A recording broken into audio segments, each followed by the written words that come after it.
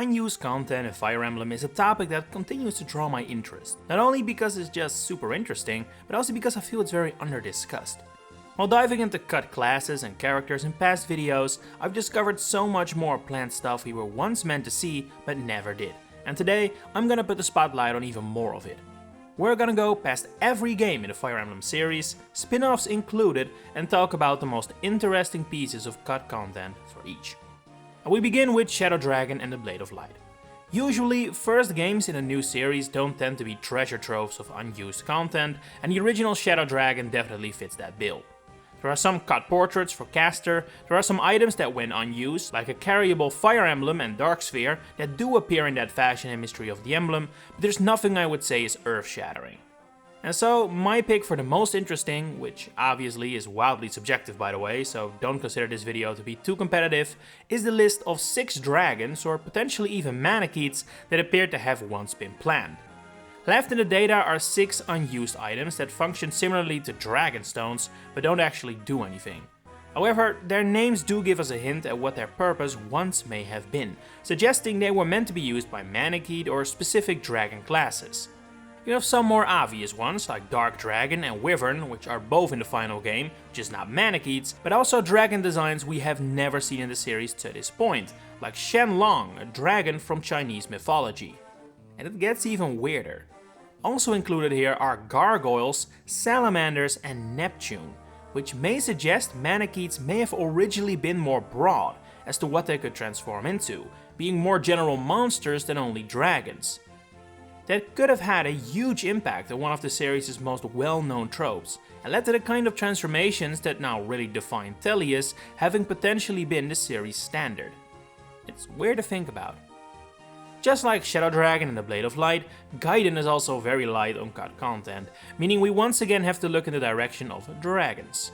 Unused strings in the game's code reveal enemy names that were at one point planned to appear in Valentia, but never do, such as an enemy known as Devil, Serpents, and most interesting, Naga. As in, the god or goddess my channel is named after that is revered as a deity in Arcania. Considering that Gaiden is a game completely revolving around the gods that are Mila and Duma, Naga making a physical appearance definitely wouldn't have necessarily felt out of place. But whether the intention truly was for this enemy to be or even be related to Naga is something we can't say for certain. You see, Naga's name is derived from Hindu deities that are half human, half snake, dragon-like as such. And so, it is also possible that this name merely refers to another dragon-like enemy monster that was cut from the game and not a reference to the Arcania deity whatsoever. We simply don't know, we will probably never know, but it definitely makes this a piece of content worth knowing about. If you thought the list of cut content for Shadow Dragon and Gaiden was short, then you haven't seen Mystery of the Emblems yet, because there definitely isn't a ton to discuss here. There is data left over for characters that do appear in Shadow Dragon, but not Mystery, but that can barely be considered a surprise. And while this game too has leftover enemy data for a Manakete Sea Serpent, we've already had enough dragons for now.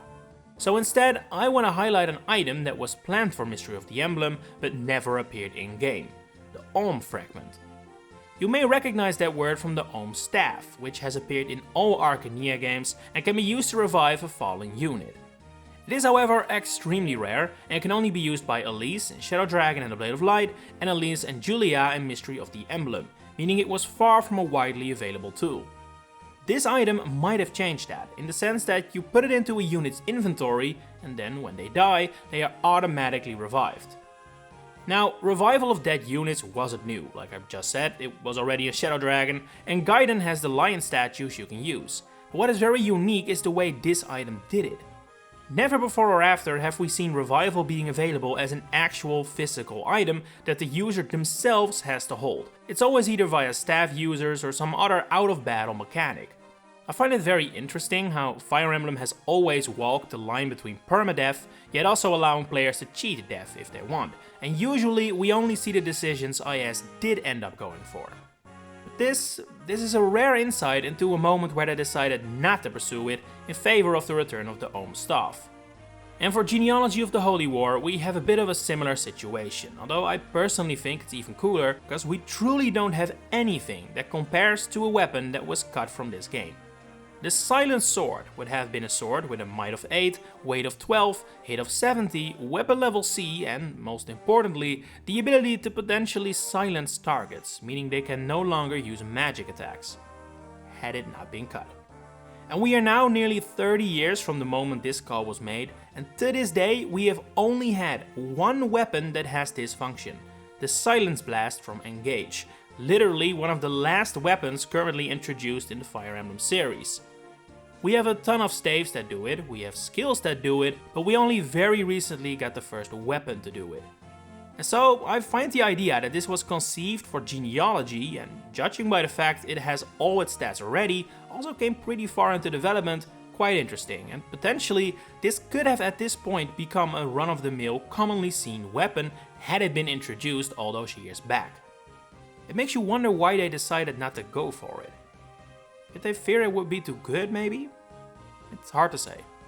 Next up is Thracia, which is a very difficult game to talk about from this perspective, because a lot of stuff that was in Genealogy of the Holy War goes unused in Thracia, meaning it technically is cut content, but we don't know if IS ever really had plans for it. So I decided to steer clear of all of that, and instead focus on something that truly has nothing to do with Genealogy.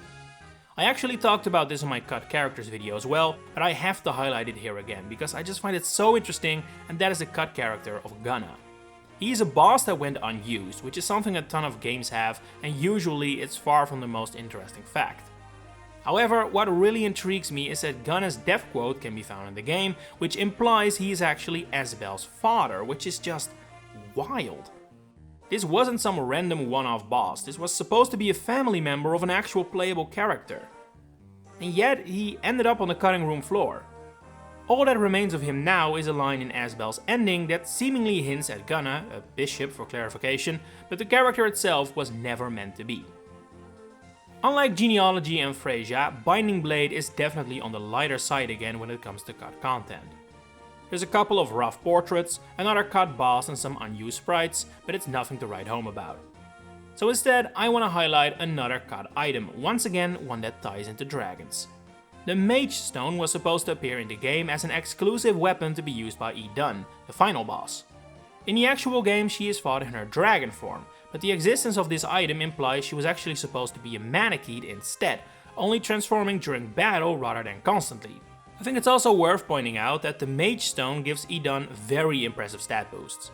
We're talking 50 more strength, resistance and skill, and even 20 more defense, which could potentially have made her a whole lot tougher, especially since in the actual game she's a bit of a pushover. While we can't say for certain these boosts were an indication she was supposed to be tougher, after all we don't know if Beta Edun had lower base stats to go along with them, but I do think it's interesting how different this battle may have originally been planned. I hope you guys can tell that I'm really trying not to pick cut characters for every game, since not only have I already talked about them in past videos, it would also make things a tad too monotonous, but there are some games where I truly can avoid it, and Blazing Blade is one of them. Several characters that are not playable or even appear in the final game are listed in the data as potential playable units. These include Bramamont, Yufer, Leela and Eliwood's parents, but that doesn't necessarily mean they were meant to be playable in the story. Instead, they could have just as well been planned for trial maps instead, which don't appear in the Blazing Blade, but are included in both Binding and Sacred Stones, and these are exactly the kind of characters that would suddenly be playable there. But that still doesn't explain why Green is mentioned here. She's Hawkeye's daughter and a playable character in the Binding Blade, but we know from her father's support with Ninian that she is a mere child during the events of this game. Was she still slated to make a physical appearance? And if so, would that be as a child, or was she meant to be older in this game already and potentially join your side? No way to know for certain, especially since her name is included in the list of characters between Uther, not playable, and Dart, playable. Similar to Thracia, Sacred Stones is another tricky game to talk about because many elements from the Binding and Blazing Blade are left unused in the code of the final GBA Fire Emblem game. This includes weather and mines, for example, both of which aren't in Sacred Stones but are in the predecessors, making it hard to say whether this is just leftover data or actual cut content. Either way, just like I did with Thracia, I want to make sure I get something that was actually cut, and I have my eyes on a status effect that was once planned but didn't see the light of day. Sickness. It doesn't do anything when loaded into the game, but the name is enough to deduce that it may have been possible for your characters to become sick. Now, whether this would have been an in-battle status effect or not is hard to say, because it definitely also reminds me of something like Biorhythm we see in Path of Radiance, the literal next game in line, in the sense that the intention may have been to kind of force you to switch up your roster every few chapters because someone had fallen ill.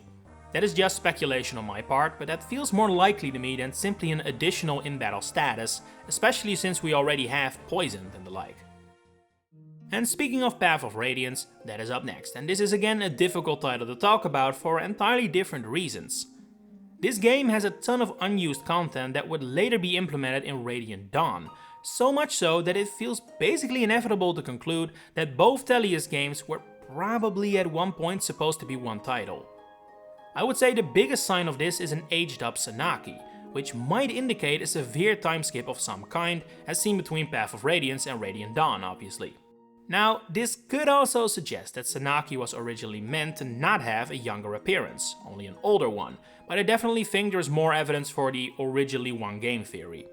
Especially since concept art of Sanaki has been released over the years that show her younger appearance, indicating this look for her was planned from the get-go. Ask anyone about their thoughts on Radiant Dawn, even those that love the Thalia's titles, and one of the biggest complaints you'll hear about it is the lack of supports. And that's definitely fair, I think. It stands out as a real missed opportunity, and what makes it all the more painful is that there is actually unused data that suggests supports were planned to appear in the game. From what we can tell, C and B supports would only be a game mechanic, so without conversations, but A supports would come with character interaction like we have come to know. We even know who the possible pairs would have been, although no actual conversations can be deduced from it. But yeah, seeing as this is one of Radiant Dawn's biggest flaws, as cool as base conversations are, I would for certain say the fact they were so close to including it has to be the most interesting piece of cut content for the game. It's remake time now as we return to Arcania for Shadow Dragon DS. Now, obviously remakes are usually not the most interesting topic when it comes to cut content, and that is partly true here. There isn't much, and it isn't mind-blowing, but I do think it's very interesting that leftover strings of text in the game files suggest that Shadow Dragon was supposed to have a My Unit character, as New Mystery of the Emblem of course eventually did. Hard to say whether this could have helped make Shadow Dragon feel a bit more alive, and what role the avatar could have played in the story, but it could have definitely helped make Shadow Dragon DS and New Mystery feel a bit more connected, I would say. Now, while I think Shadow Dragon potentially having an avatar is still quite interesting, I have to admit that New Mystery is very light on intriguing cut content.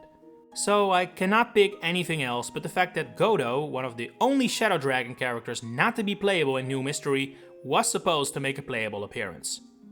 I don't know whether there were any Godo fans that wish he was playable here, I don't even know if people noticed he wasn't playable, but at least he has his moment in the spotlight now. On to Awakening, which does have a whole lot of content that went unused. This includes unused portraits, classes, spot pass characters, and while probably the actual coolest piece of cut content is a playable Fila, indicated by cut-in portraits and more, I want to go over something that goes under the radar much more so than that pretty widely known fact. Have you guys ever seen the beta art for chapter title cards? I don't know about you, but I think this looks absolutely amazing. The cave wall art look is so incredibly cool, it gives the game such a classic vibe, which I can see the argument that it doesn't fit Awakening as well as maybe the final art does, but from an aesthetic standpoint I vastly prefer it. I would love to see something like this revisited again, and I find it very interesting that it was at one point considered. Fire Emblem Fates has an enormous roster of characters across its 3 games, and so you would think there was little room for more. But no, by far the most interesting cut content of Fates is the sheer number of characters that were seemingly at one point meant to be playable to some capacity that just aren't. Azana, Scarlet and Gunther have paired endings for Revelation, despite never making it that far in that version of the game. Lilith's human form has critical cut-ins, implying she might have at one stage appeared on the battlefield in more than just her dragon fish thing form. Garen, Hans, Iago, Zola, Omotsu and Mikoto have blushing portraits that go completely unused in the final game, but seem to indicate they may have been planned to be playable to some extent, potentially in a way similar to Spot Pass characters from Awakening and how they made Gangrel, Emerin, etc. playable. Hans, Iago and Zola also have unused critical hit quotes, which suggests that trio may have actually been planned to be playable outright, presumably in Conquest, and you would think. And there's also Nicole and Candace, who in the final game are fairly minor capturable bosses, but both have critical cut-in portraits, and their names are listed among the characters that can exclusively marry Corin, implying that would have been their role in the game before it was scaled back. So yeah, a very long list of potential additional units, and while I don't think we really needed them per se, the sheer number of them is definitely noteworthy. For Shadows of Valentia, there is no denying that technically the coolest, most interesting piece of cut content is the fact that Fernand and Berkut were supposed to be recruitable. However, at the same time, I feel like this is among the most well-known cut content in the entire series, so instead I want to zoom in on something else that you may not know, and that is an unused skill. So, Echoes has several anti-skills that allow you to do bonus damage against certain enemy types. You've got anti-flyers, anti-cavalry, anti-armor, you get the gist. Several of these skills go unused though, like anti-dragons, anti-mages, anti-mortals, which would have been effective on human opponents, and by far the most interesting, anti-gods. There is only one enemy in the main game I would classify as a god, and that is Duma. So why was an entire skill to deal super effective damage against one enemy ever considered? Especially since Duma can only be defeated by Alm or Nosferatu, making this already ridiculously niche skill even more niche. It just seems so illogical. It makes pure sense why it was cut, but I don't understand why it was ever conceived. Next up, a slew of spin-offs, starting with Fire Emblem Heroes. Most of the actual unused content is not too interesting, just some minor graphical stuff, so instead I want to look at 3 pieces of artwork that were changed post-release, effectively making them cut content, just cut after it was already out. The first was Summer Tiki's damage art, whose bikini bottoms were apparently too low. Gotta say, why exactly the line was drawn here, I don't know. I wouldn't necessarily call this the most lewd artwork the game has ever seen, but oh well. The second art that was changed was also a Summer alt and also an Awakening character, but it was for completely different reasons. Summer Gaius has a bow that he apparently has no clue how to use. As in, he doesn't even grip the string. Something about this mistake feels very real to me. I don't know, it's the kind of oversight I too would miss until you point it out and then it's like a real duh moment. So it's good to know people like that work at IS too. And the currently last revised art belongs to Sonya, whose face was changed to put her eyes closer together. Looking at both side by side, I would definitely say it's an improvement, although I personally don't think the original is a tragedy or anything, it only looks a little off to me in hindsight. For Tokyo Mirage Sessions, we don't have too much cut content that immediately jumps out to me as super interesting, but that might be because this game has yet to fully grab me, so I don't really have much affinity with what was left out. That said, I do find it very interesting that while not technically cut, the game data is filled to the brim with storyboard artwork of the game's many cutscenes. Apparently this is something Atlus has done several times before, but for something Fire Emblem adjacent, it's unheard of. So if you're interested in this kind of thing, you definitely want to check it out. It's not often we get such a thorough look behind the scenes. Similarly, the original Fire Emblem Warriors is also light on unused material. There are some early renders for the dragon forms of Tiki and Velazark still in the game, but those aren't too interesting, so I instead want to pick the other cut content we know of, unused sports between Niles and Sakura and Niles and Liana, the female avatar of the game. Unlike previous cut supports we've seen in this video, these ones are actually fully written out, so if you're interested, you can give them a read. I would warn you though, they're not the greatest material Koei Tecmo has ever written, especially the Niles and Liana support is a little rough in my opinion. And we go from some lightweight games to the absolute treasure trove of cut content that is Free Houses. You could fill an entire video talking about what was cut from this game, and plenty of my colleagues have already done so if you want to know more about that, I'd suggest checking out their work, but for now I have the difficult task of picking the most interesting piece here. Now, similarly to Shadows of Valentia, I think that purely objectively, the fact Sophis, Gerald and Rhea were once planned to be playable is probably the most interesting, yet also by far the most well known, so let's instead go for something else. And that isn't easy, because there is a lot of stuff that is fairly minor, yet has possible big ramifications for the story of the game. For example, unused voice lines for when certain characters die at points they can't, or are recruited when in the final game that isn't possible. But anyway, the cut content that most intrigues me is an unused line of text that says, "Visit the stables, horse training isn't unlocked yet." This seems to imply horse training was at one point planned to be in the game. While it is possible this was supposed to be an innocent minigame like fishing, I can't help but feel this may have actually had gameplay purposes as well. What if we could train the horses of our cavalry units, giving them different boosts, skills, etc.?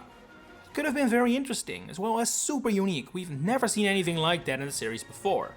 We don't know anything more about it except for this line of text, but it's enough for me to consider it the, let's call it spiritual winner of Free Houses. Free Hopes actually adds quite a lot of stuff that was cut in Free Houses back into the game, like the aforementioned unused playable characters, as well as, for example, expeditions, which were planned to appear in Free Houses but didn't. One thing that strangely enough didn't survive the jump is Hagemon Husk Edelgard, who does appear in Free Hopes in a cutscene but never does in the actual game, making for a bit of a weird situation in the Azure Gleam route.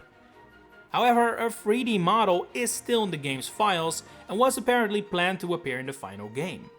Whether this was for an in-engine cutscene or an actual boss fight as you would expect is hard to say, but either way it ended up cut and now goes unused. It's most likely not a leftover from Free Houses either way, seeing as not everything from the original made the jump to Warriors, yet all that stuff is not in the game files anymore. And finally we have Engage. Similarly to Free Houses, I think by far the most interesting actual cut content is the possible inclusion of Eve, Sephoria and Morion as playable characters with unit data and all. While it is possible this data was supposed to be used for moments when they appear on the battlefield, especially for Eve and Sephoria that doesn't feel too likely. And with how young the Engage cast generally is, I think it's actually a bit of a shame the leaders of Farinee and Psalm didn't end up joining our roster. While I don't think it weighs up to this reveal, I do want to say that I also find it very interesting that the fallen Somniel, as it appears in the Vels analog, actually has some minor hints that it was potentially supposed to be an explorable area. When hacked into the game, you can find several points where you could potentially gather items, as you can in other explorational areas. It's minor stuff, it's clear the fallen Somniel was never close to becoming explorable, but there is some evidence to suggest it might have originally been different. And that has been what I would consider the most interesting piece of cut content for every game. What are your favorites, ones I either mentioned or didn't? Share it in the comments below. If you enjoyed this video, please consider giving it a like and subscribe to the channel to stay updated on all my future Fire Emblem content coming up.